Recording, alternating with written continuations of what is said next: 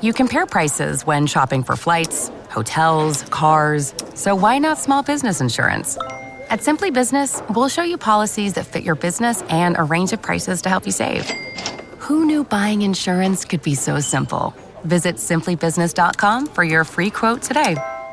Let's go to our Washington correspondent, LBC's Simon Marks. Good evening to you, Simon. What do you make of Sir Ed Davey's point that essentially, because we here in Britain have not, in his view, managed to find a future, an economic future, parallel to and independent to our constant reliance on a trade deal with America, it actually renders us totally impotent when it comes to talking about Ukraine, when it comes to talking about Gaza? Well, it's good to be with you, Ranvir. The government, of course, the UK government would argue that it finds itself among other European leaders in a coveted and unique position here in Washington, that Sir Keir Starmer is the European leader that Donald Trump actually likes doing business with. And if you go back just a few days ago to when the Prime Minister and the Europeans and Volodymyr Zelensky all raced here to Washington, D.C. off the back of that Alaska summit meeting between President Trump and Russian President Vladimir Putin, I mean, it was notable that Keir Starmer, when he had his opportunity to speak, did not confront Donald Trump in the way that Friedrich Merz of Germany or Emmanuel Macron did. The French president today, after meeting with Chancellor Merz in France, said outright that he believes now that Donald Trump is being played by Vladimir Putin. We've never heard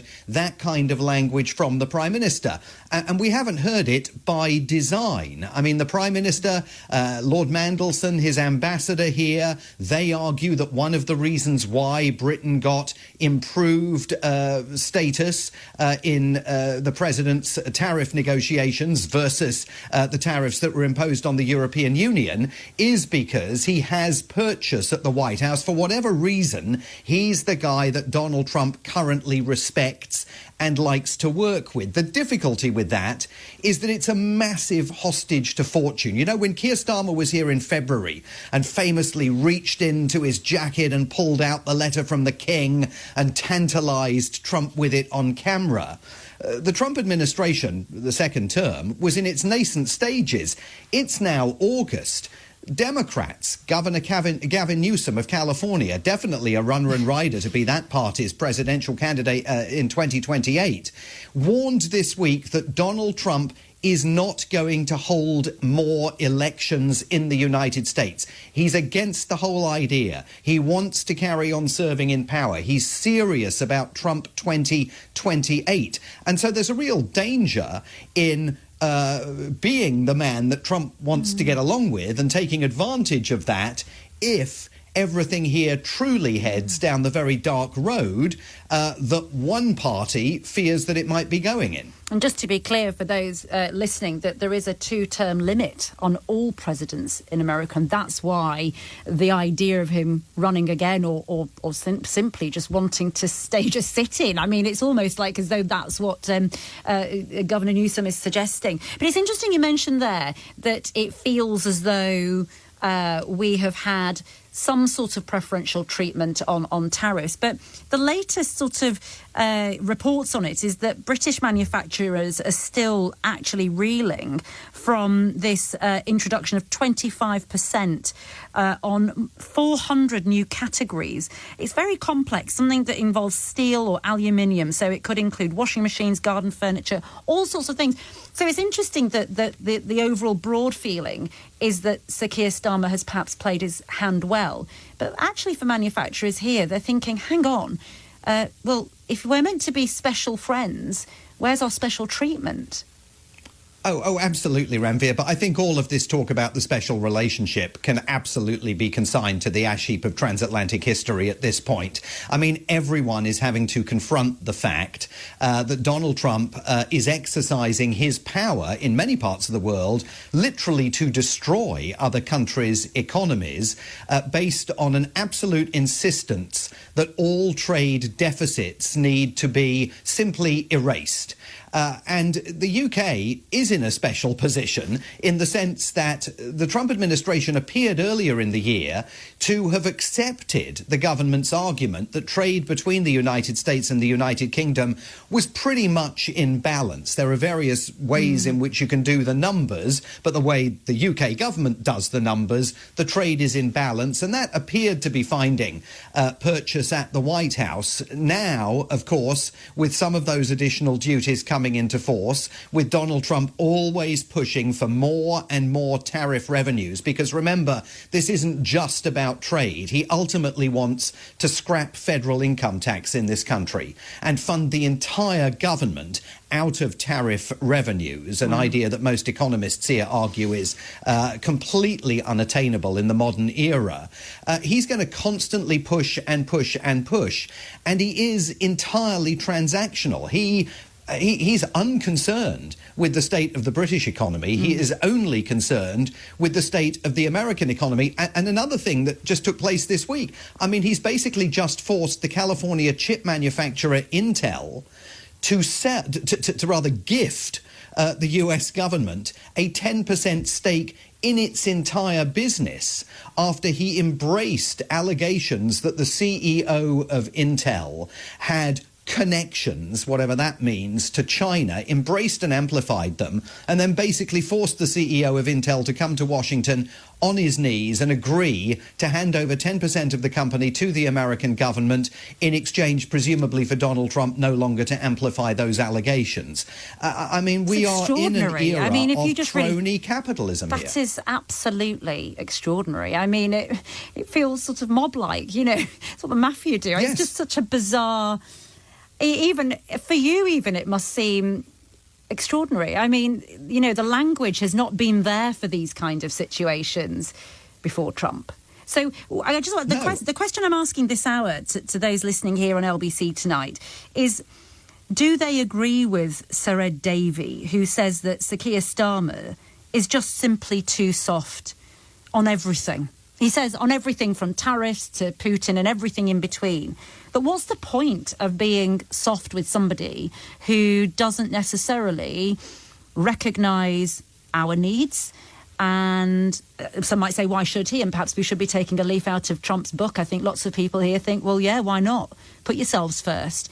But what is the benefit to us here? I mean, we're going to roll out the red carpet. He's coming to see, I think this is the 17th of September for 2 days. We don't normally offer a state visit to the second term of the same president. Does that hold any water, or are we simply playing his game? I think it's a real hostage to fortune, and I think it's a roll of the dice.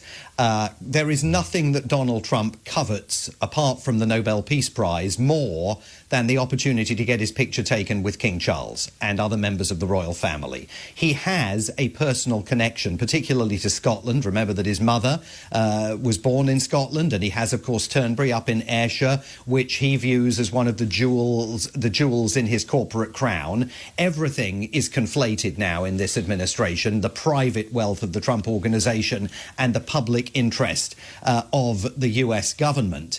So he really wants the pomp and ceremony, and he wants to walk out of here, out of the UK rather, and come back here with pictures of him and members of the royal family.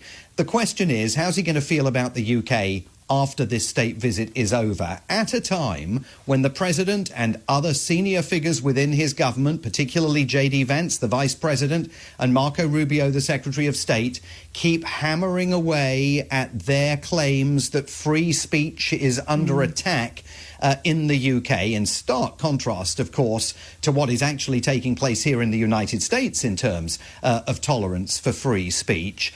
How far are they going to advance those attacks? We've seen Elon Musk again using his social media platform just in the last 2 or 3 days to launch a whole slew of fresh assaults on the government.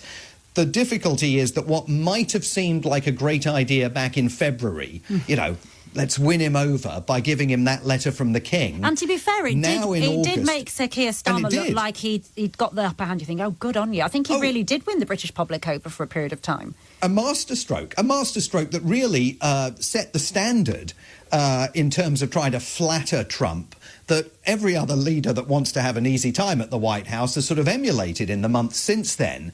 But, you know, now we're in August, the country is in a much darker position than it was in February, and no one can tell you exactly where we're going to be by the time next September rolls around. So what this state visit looks like in September of 2026 is really going to determine whether it was a great idea to go ahead with it and not stand up to him in September of 2025. And that feeling that he pulled the lever too quickly. We had one card to play and we played it super, super early. Because, of course, you know, the real issue, of course, there is trade at stake here.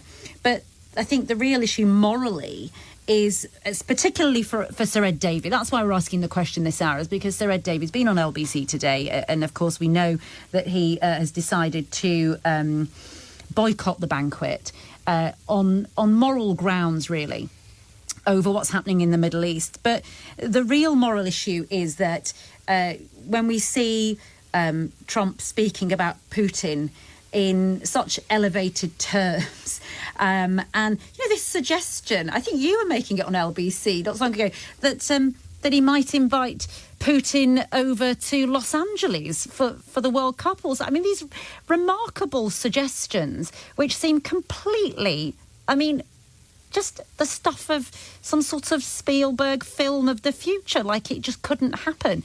But now you're saying, actually, these things are real, they could happen. But at the same time, the idea of carving up Ukraine and giving bits of it away to Putin on European soil, I mean, Sir Keir Starmer could end up looking just weaker because of handing the king over on a plate to somebody who will, thanks very much, take it and run and do what he wants anyway.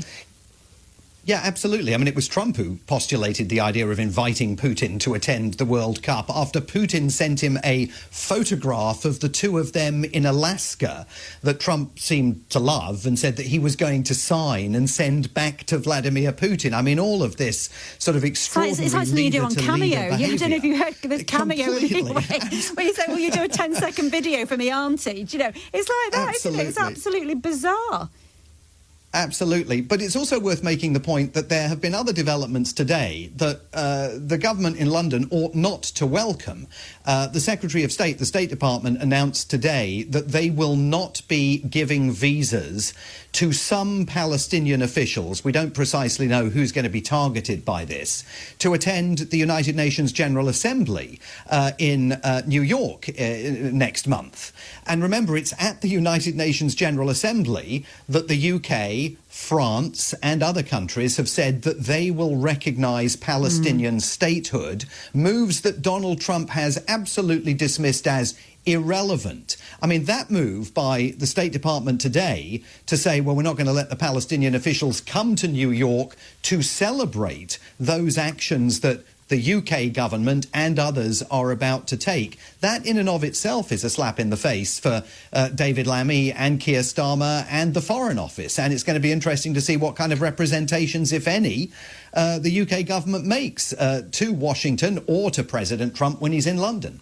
Simon, do you think that it does feel that President Trump does have Sir Keir Starmer over a barrel? Because, as Sir Ed Davey has said, and we played a clip of it at the top of this hour, that what he would do, Sir Ed Davey, if he were Prime Minister, would have already been creating what he describes as a sort of economic coalition.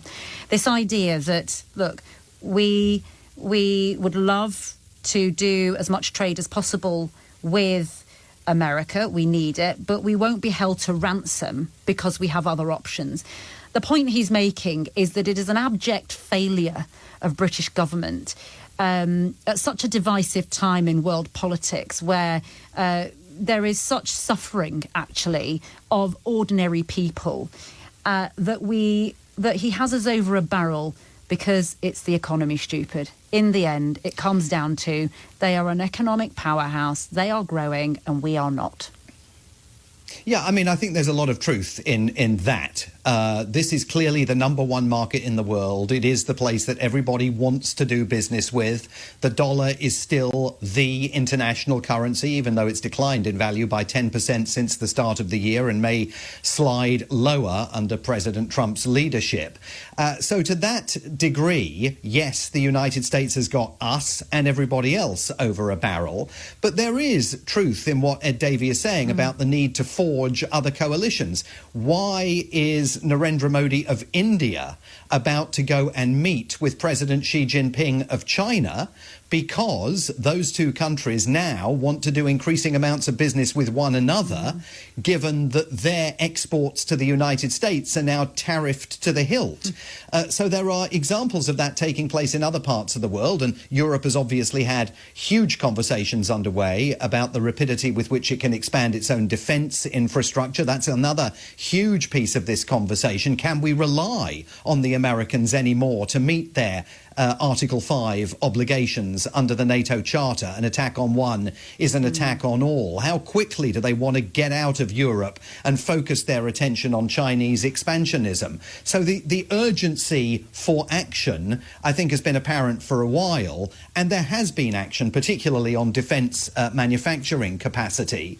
But on trade, there's probably more that could be done. You're just never going to get past the fact that this is the biggest market in the world and everybody wants a piece of it.